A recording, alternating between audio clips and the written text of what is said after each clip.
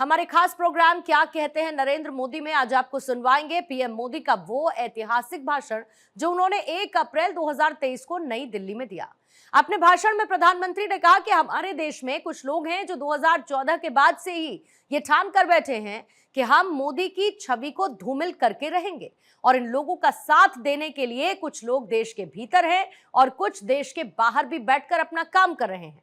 लेकिन आज भारत के गरीब, भारत का मध्यम वर्ग, भारत के आदिवासी, भारत के दलित पिछड़े, हर भारतीय आज मोदी का सुरक्षा कवच बना हुआ है।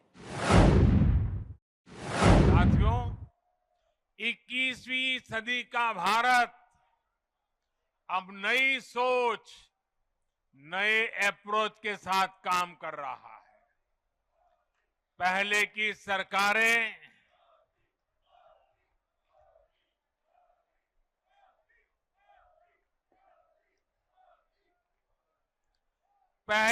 सरकारें तुष्टीकरण में ही इतना व्यस्त रही कि देशवासियों के संतुष्टीकरण पर उनका ध्यान ही नहीं गया। वे वोट बैंक के तुष्टीकरण में जुटे हुए थे। हम देशवासियों के संतुष्टीकरण में समर्पित है।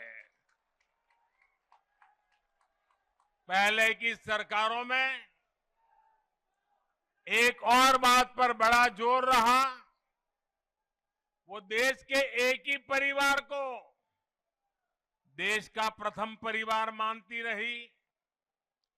देश के गरीब परिवार, देश के मध्यम वर्गीय परिवार, उन्होंने अपने हाल पर ही छोड़ दिया था।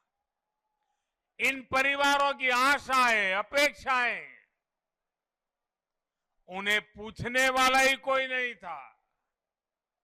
इसका जीता जागता उदाहरण रही है हमारी भारतीय रेल।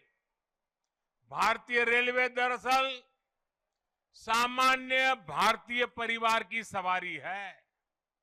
माता, पिता, बच्चे, दादा, दादी, नाना, नानी, सबको इकट्ठे जाना हो तो दशकों से लोगों का सबसे बड़ा साधन रेल रही है। क्या सामान्य भारतीय परिवार की इस सवारी को समय के साथ आधुनिक नहीं किया जाना चाहिए था? क्या रेलवे को ऐसे ही बदहाल छोड़ देना सही था? साथियों, आजादी के बाद भारत को एक बनाया बहुत बड़ा रेलवे नेटवर्क मिला था। तब की सरकारें चाहती तो बहुत तेजी से रेलवे को आधुनिक बना सकती थी, लेकिन राजनीतिक स्वार्थ के लिए, लोक लुभावन वादों के लिए रेलवे के विकास को ही बलि चढ़ा दिया गया। हाल तो ये थी कि आजादी के इतने दशकों बाद भी हमारे नॉर्थ ईस्ट के राज्य ट्रेन से नहीं जुड़े थे। साल 2014 में जब आपने मुझे सेवा का अवसर दिया तो मैंने तय किया कि अब ऐसा नहीं होगा। अब रेलवे का कायाकल्प होके रहेगा। बीते 9 वर्षों में हमारा ये निरंतर प्रयास रहा है कि भारतीय रेल दुनिया का श्रेष्ठ रेल नेटवर्क कैसे बने। साल 2014 से पहले भारतीय रेल को लेकर क्या क्या खबरें आती थी, ये आप भली भांति जानते हैं। इतने बड़े रेल नेटवर्क में जगह जगह हजारों मानव रहित फाटक थे। वहां से अक्सर दुर्घटनाओं की खबरें आती थी।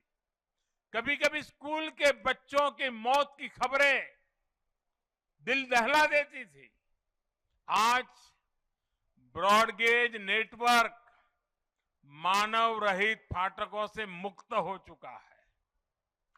पहले ट्रेनों के दुर्घटनाग्रस्त एक्सीडेंट होने और जान माल की हानि की घटनाएं भी आए दिन आती रहती थी। आज भारतीय रेल बहुत अधिक सुरक्षित हुई है। यात्री सुरक्षा को मजबूत देने के लिए रेलवे में मेड इन इंडिया कवच प्रणाली का विस्तार किया जा रहा है। साथियों, सुरक्षा सिर्फ हादसों से ही नहीं है, बल्कि अब सफर के दौरान भी अगर किसी यात्री को शिकायत होती है तो त्वरित कार्रवाई की जाती है।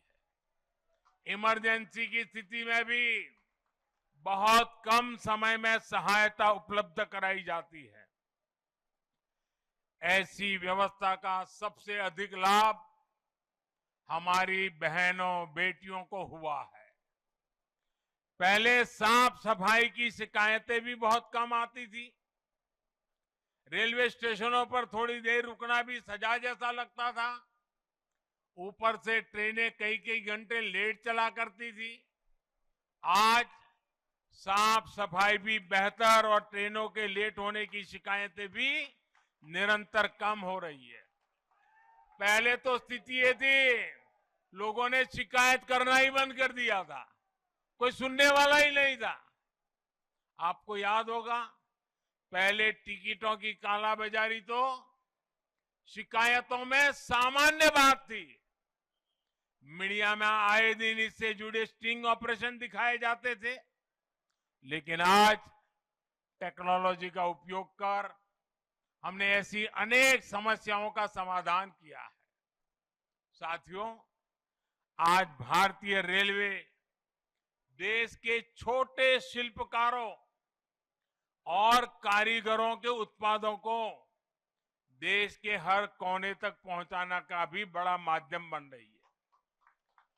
वन स्टेशन वन प्रोडक्ट, इस योजना के तहत जिस क्षेत्र में वो स्टेशन है, वहां के प्रसिद्ध कपड़े, कलाकृतियां, पेंटिंग, हस्तशिल्प, बर्तन आदि यात्री स्टेशन पर ही खरीद सकते हैं। इसके भी देश में करीब करीब 600 आउटलेट बनाए जा चुके हैं।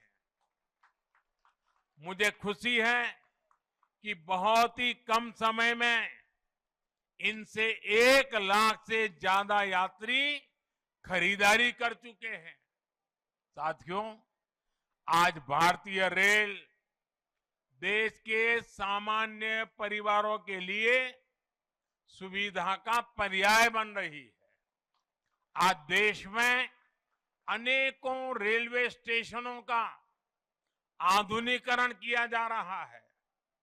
आज देश के 6000 स्टेशनों पर वाईफाई की सुविधा दी जा रही है। देश के 900 से ज्यादा प्रमुख रेलवे स्टेशनों पर सीसीटीवी लगाने का काम पूरा हो चुका है। हमारी ये वंदे भारत एक्सप्रेस तो पूरे देश में हमारी युवा पीढ़ी में सुपर हिट हो चुकी है। साल भर इन ट्रेनों की सीटें फुल जा रही है। देश के हर कोने से वंदे भारत चलाने की मांग की जा रही है। पहले सांसदों की चिट्ठियां आती थी, तो चिट्ठी क्या आती थी? सांसद लिखते थे, फलानी ट्रेन ये स्टेशन पर रोकने की व्यवस्था हो, अभी 2 स्टेशन पर रुकती है, 3 पर रोकने की व्यवस्था हो, यहां रोकी जाए वहां रोकी जाए, यही आता था। आज मुझे गर्व है, मुझे संतोष है जब सांसद चिट्ठी लिखते हैं और मांग करते हैं कि हमारे यहां भी वंदे भारत जल्दी से जल्दी चालू हो। साथियों, रेलवे यात्रियों की सुविधाएं बढ़ाने का यह अभियान लगातार बहुत तेज गति से चल रहा है। इस साल के बजट में भी रेलवे को रिकॉर्ड धनराशि दी गई है। एक समय था जब रेलवे के विकास की बात होते ही घाटे की बात की जाती थी, लेकिन अगर विकास की इच्छा शक्ति हो, नीयत साफ हो और निष्ठा पक्की हो तो नए रास्ते भी निकल ही आते हैं। बीते 9 वर्षों में हमने रेलवे के बजट को लगातार बढ़ाया है। मध्य प्रदेश के लिए भी इस बार 13,000 करोड़ रुपए से अधिक का रेलवे बजट आवंटित किया गया है, जबकि 2014 से पहले मध्य प्रदेश के लिए हर वर्ष औसतन 600 करोड़ रुपया, आप बताइए 600 करोड़ रुपए रेलवे बजट था। कहां 600 और कहां आज 13,000 करोड़। साथियों, आज रेलवे में कैसे आधुनिकीकरण हो रहा है, इसका एक उदाहरण इलेक्ट्रिफिकेशन का काम भी है। आज आप आए दिन सुन रहे हैं कि देश के किसी न किसी हिस्से में रेलवे नेटवर्क का 100% बिजलीकरण हो चुका है। जिन 11 राज्यों में 100% बिजलीकरण हो चुका है, उसमें मध्य प्रदेश भी शामिल है। 2014 से पहले हर साल एवरेज 600 किलोमीटर रेलवे रूट का इलेक्ट्रिफिकेशन होता था। अब हर साल औसतन 6,000 किलोमीटर का इलेक्ट्रिफिकेशन हो रहा है। ये है हमारी सरकार के काम करने की रफ्तार।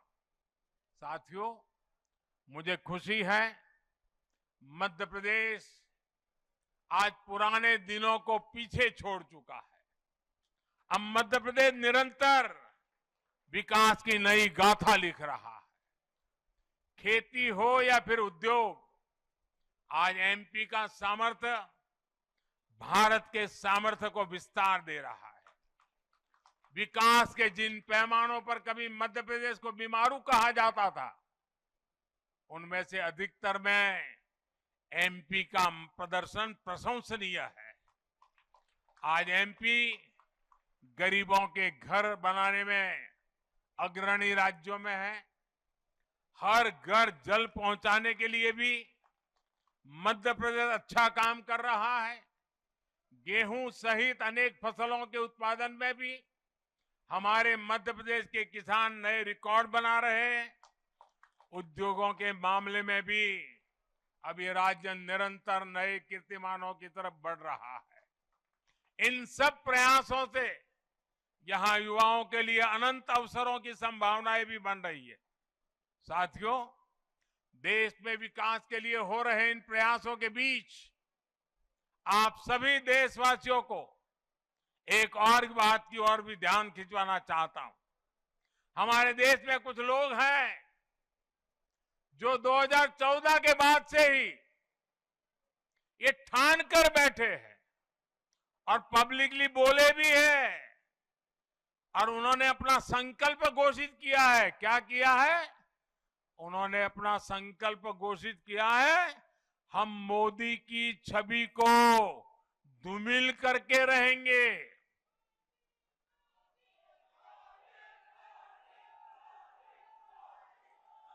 इसके लिए इन लोगों ने भांति भांति के लोगों को सुपारी दे रखी है और खुद भी मोर्चा संभाले हुए हैं। इन लोगों का साथ देने के लिए कुछ लोग देश के भीतर है और कुछ देश के बाहर भी बैठकर अपना काम कर रहे हैं। ये लोग लगातार कोशिश करते रहे हैं कि किसी तरह मोदी की इमेज को धूमिल कर दें।